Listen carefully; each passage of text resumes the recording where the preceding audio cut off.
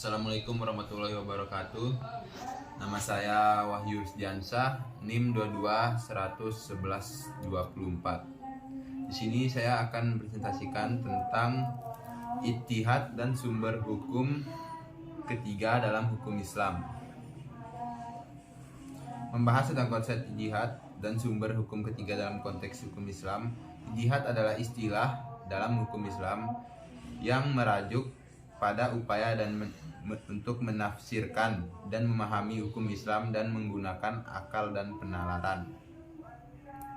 Dalam konteks hukum Islam terdapat dua sumber hukum utama, yaitu Al-Quran dan Sunnah atau hadis. Namun terkadang terdapat permasalahan atau situasi yang tidak terdapat penjelasan atau petunjuk yang jelas dalam dua sumber tersebut.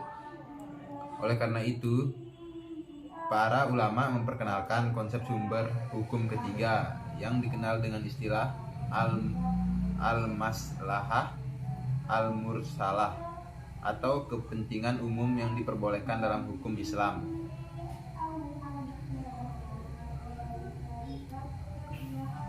Dalam presentasi ini akan dijelaskan tentang konsep ijtihad, bagaimana ijtihad diterapkan dalam hukum Islam, serta bagaimana al-maslahah atau al-mursalah diterapkan sebagai sumber hukum ketiga dalam hukum Islam. Presentasi ini juga akan membahas tentang contoh-contoh penerapan ijtihad dan al-maslahah al-mursalah dalam beberapa kasus hukum Islam, serta implikasi dari penggunaan sumber hukum ketiga tersebut dalam hukum Islam. Definisi ijtihad.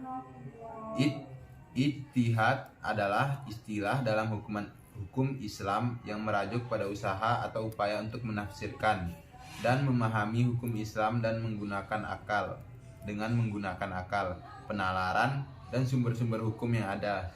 Ijtihad dilakukan oleh para ulama atau ahli hukum Islam yang dianggap memiliki pengetahuan dan kualifikasi yang memadai dalam ilmu hukum Islam. Pengertian ijtihad sendiri adalah merupakan salah satu cara yang digunakan dalam hukum Islam untuk menghasilkan penafsiran hukum yang baru dan lebih relevan dengan situasi dan kondisi zaman sekarang. Ijtihad dilakukan dengan cara mengkaji sumber-sumber hukum Islam yang ada, seperti Al-Quran, Sunnah, hadis, dan fatwa para ulama terdahulu. Kemudian diterapkan pada masalah-masalah hukum yang sedang dihadapi. Sejarah ijtihad sendiri dapat ditelusuri kembali ke masa awal Islam, di mana para sahabat Nabi Muhammad SAW juga melakukan ijtihad dalam menafsirkan hukum-hukum Islam yang diterima dari Nabi Muhammad SAW. Selanjutnya, para ulama Islam pada masa setelahnya juga melanjutkan tradisi ijtihad, baik dalam bidang fikih, ilmu hukum atau ilmu Islam, maupun dalam bidang ilmu pengetahuan dan kebudayaan lainnya. Peran ijtihad sendiri sangat penting dalam hukum Islam, terutama dalam menghadapi perkembangan zaman yang semakin kompleks dan dinamis. Dalam menghadapi masalah-masalah baru, ijtihad memungkinkan penafsiran hukum yang lebih relevan dan adil, serta maupun menjawab kebutuhan masyarakat yang berubah dari waktu ke waktu. Selain itu, ijtihad juga memperkuat kemandirian umat Islam dalam menyikapi berbagai masalah kehidupan yang kompleks dan bervariasi.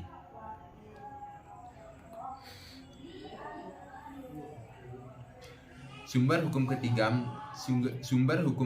dalam hukum Islam adalah konsep hukum yang memperbolehkan penggunaan kepentingan umum sebagai sumber hukum ketiga selain Al-Quran dan Sunnah. Konsep ini muncul karena adanya situasi atau masalah yang tidak terdapat penjelasan atau petunjuk yang jelas dalam dua sumber hukum utama tersebut. Penggunaan al-maslahah al-mursalah sebagai sumber hukum ketiga dapat diterapkan pada masalah-masalah hukum yang berkaitan dengan kepentingan umum atau kemaslahatan masyarakat seperti perlindungan hak asasi manusia, kesehatan, lingkungan hidup, dan lain sebagainya. Contoh penggunaan al-maslahah al-mursalah sebagai sumber hukum ketiga dalam hukum Islam adalah dalam pengaturan tentang riba. Dalam transaksi keuangan, Al-Quran dan Sunnah tidak secara spesifik menyebutkan tentang riba dalam konteks transaksi keuangan modern. Namun, karena ulama dapat membahayakan masyarakat, maka para ulama menggunakan al-maslahah al-mursalah untuk melarang praktik riba dalam transaksi keuangan pidana. Al-maslahah al-mursalah dapat digunakan untuk melindungi hak asasi manusia dan kepentingan umum lainnya dalam masyarakat. Peran sumber hukum ketiga dalam ijtihad. Peran sumber hukum ketiga dalam ijtihad adalah memberikan landasan atau dasar bagi para ulama atau ahli hukum Islam dalam melakukan ijtihad terhadap masalah-masalah hukum yang tidak terdapat petunjuk yang jelas dalam Al-Quran dan Sunnah. Dengan adanya sumber hukum ketiga seperti al-maslahah al-mursalah, para ulama dapat menafsirkan hukum Islam dengan lebih fleksibel dan dapat menyelesaikan dengan perkembangan masyarakat dan perubahan zaman.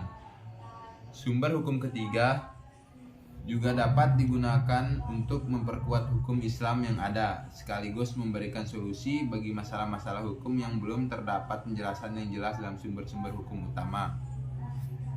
Namun penggunaan sumber hukum ketiga dalam ijtihad juga memerlukan kualifikasi dan pengetahuan yang memadai, sehingga tidak menimbulkan penafsiran yang salah atau merugikan masyarakat. Oleh karena itu, para ulama yang melakukan ijtihad dengan menggunakan sumber hukum ketiga harus memiliki pemahaman yang baik terhadap prinsip-prinsip hukum Islam, serta dapat memahami dan menafsirkan al-maslahah al-mursalah dengan benar dan tepat. Bagaimana sumber hukum ketiga dapat menjadi landasan bagi ijtihad? Sumber hukum ketiga seperti al-maslahah al-mursalah dapat menjadi landasan bagi ijtihad karena memberikan panduan atau arahan bagi para ulama atau ahli hukum Islam dalam memecahkan masalah hukum yang belum terdapat penjelasan yang jelas dalam Al-Quran dan Sunnah. Dalam melakukan ijtihad dengan menggunakan sumber hukum ketiga, para ulama mempertimbangkan dan mengevaluasi kemaslahatan atau kepentingan umum yang terkait dengan masalah hukum yang dihadapi.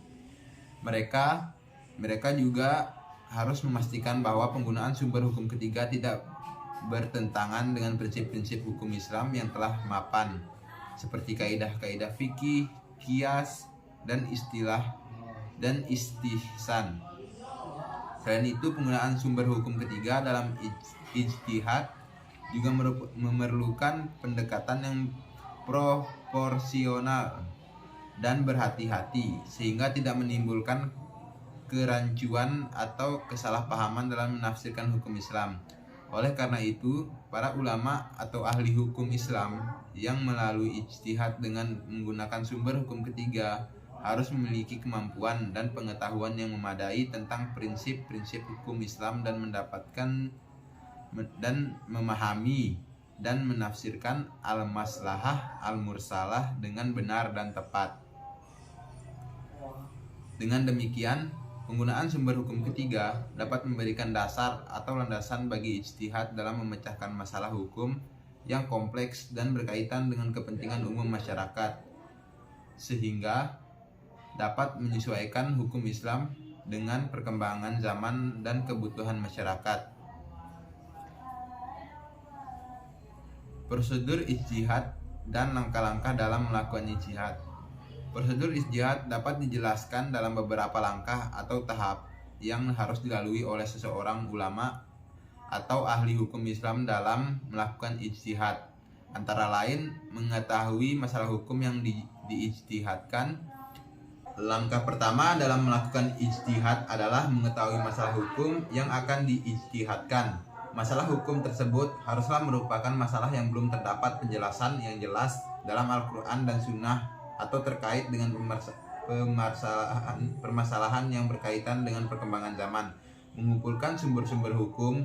Setelah mengetahui masalah hukum yang akan diijtihadkan, langkah berikutnya adalah mengumpulkan sumber-sumber hukum yang relevan. Sumber-sumber hukum tersebut dapat berupa Al-Quran, hadis, ijma, qiyas, dan istihsan.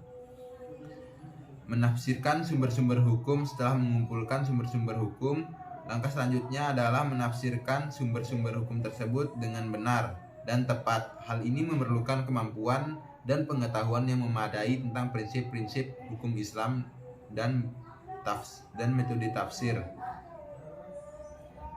Jika masalah hukum yang dihadapi tidak terdapat penjelasan yang jelas dalam Al-Quran dan Sunnah atau sumber-sumber hukum utama lainnya, maka para ulama dapat menggunakan sumber hukum ketiga seperti al-maslahah, al-mursalah untuk memecahkan masalah hukum tersebut. Setelah menyelesaikan langkah-langkah sebelumnya, langkah terakhir dalam menghasilkan pendapat hukum yang berupa fatwa atau ijma. Pendapat hukum tersebut haruslah sesuai dengan prinsip-prinsip hukum Islam dan memberikan solusi yang tepat dan benar bagi masalah hukum yang dihadapi. Dalam melakukan ijtihad, para ulama harus memperhatikan prinsip-prinsip hukum Islam, meliputi akidah, ibadah, mualamah, dan jinayat. Selain itu, mereka juga harus mempertimbangkan kemaslahatan umum dan kepentingan masyarakat dalam memecahkan masalah hukum yang dihadapi. Jadi, kesimpulan yang kita ambil berdasarkan penjelasan di atas dapat disimpulkan bahwa ijtihad adalah suatu metode penafsiran hukum Islam yang dilakukan oleh para ulama melalui menggunakan sumber-sumber hukum Islam, termasuk sumber hukum ketiga seperti al-maslahah, al-mursalah. Sumber hukum ketiga merupakan sumber hukum yang tidak terdapat secara langsung dalam Al-Quran dan Sunnah, namun dapat digunakan dalam ijtihad untuk menyelesaikan masalah-masalah hukum yang tidak terdapat solusinya dalam dua sumber hukum utama. Sumber hukum ketiga dapat menjadi landasan bagi ijtihad karena dapat memberikan solusi hukum untuk masalah-masalah yang tidak terdapat dalam dua sumber hukum utama. Namun penggunaannya juga tidak terlepas dari kritik-kritik seperti keabsahan, subjektivitas penafsiran, kesulitan dalam menentukan kemaslahatan umum, dan potensi penyalahgunaan. Untuk mengatasi kritik-kritik tersebut, para ulama dapat memperkuat metodologi dan kriteria-kriteria yang digunakan dalam menggunakan sumber hukum ketiga dalam ijtihad, sehingga penggunaannya dapat lebih terarah dan dapat diakui secara luas oleh masyarakat. Sekian dari saya, terima kasih.